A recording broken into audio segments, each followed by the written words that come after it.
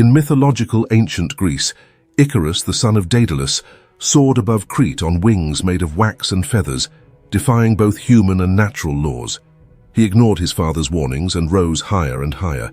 He appeared like a god to those on the ground, and as he looked down from above, he felt like one as well. However, in mythological ancient Greece, the line separating God and man was absolute, and mortals who attempted to cross it faced severe punishment. Such was the case with Icarus and Daedalus. Years before Icarus's birth, his father, Daedalus, was regarded as a brilliant inventor, craftsman, and sculptor in his native Athens. He invented carpentry and all of the tools required for it. He designed the first bathhouse and dance floor. He created sculptures so lifelike that Hercules mistook them for real men. Despite his skill and fame, Daedalus was egotistical and jealous. He murdered his nephew because he feared he was a better craftsman. As punishment, Daedalus was exiled from Athens and forced to travel to Crete. Crete's king Minos greeted Daedalus warmly, aware of his illustrious history. Daedalus, as the palace's technical advisor, continued to push the boundaries. For the king's children, he created mechanically animated toys that appeared alive. He invented the ship's sail and mast, allowing humans to control the wind. With each creation, Daedalus challenged human limitations that had previously kept mortals apart from gods, until he finally broke through. The god Poseidon cursed King Minos' wife Pasiphae to fall in love with his prized bull. Under this spell, she asked Daedalus to assist her in seducing it. With characteristic audacity, he agreed. Daedalus created a hollow wooden cow that looked so real that it fooled the bull. Pasiphae, hiding inside Daedalus's creation, gave birth to the half-human, half-bull Minotaur.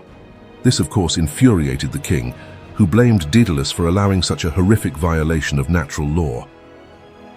As a punishment, Daedalus was forced to build an impenetrable labyrinth beneath the palace for the Minotaur. When it was finished, Minos imprisoned Daedalus and his only son Icarus on top of the island's tallest tower, where they would remain for the rest of their lives. But Daedalus remained a genius inventor. While watching the birds that circled his prison, the means of escape became clear.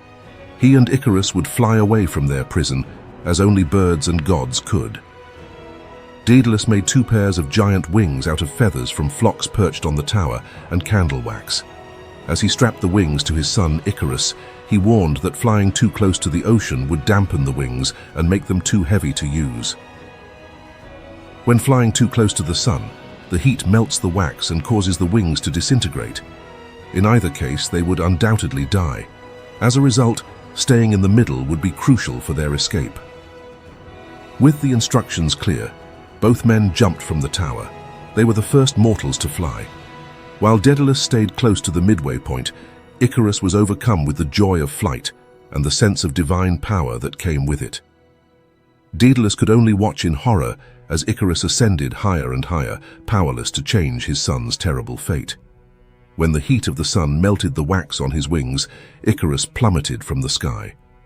Just as Daedalus had repeatedly ignored the consequences of defying mortal men's natural laws in the service of his ego, Icarus was carried away by his arrogance.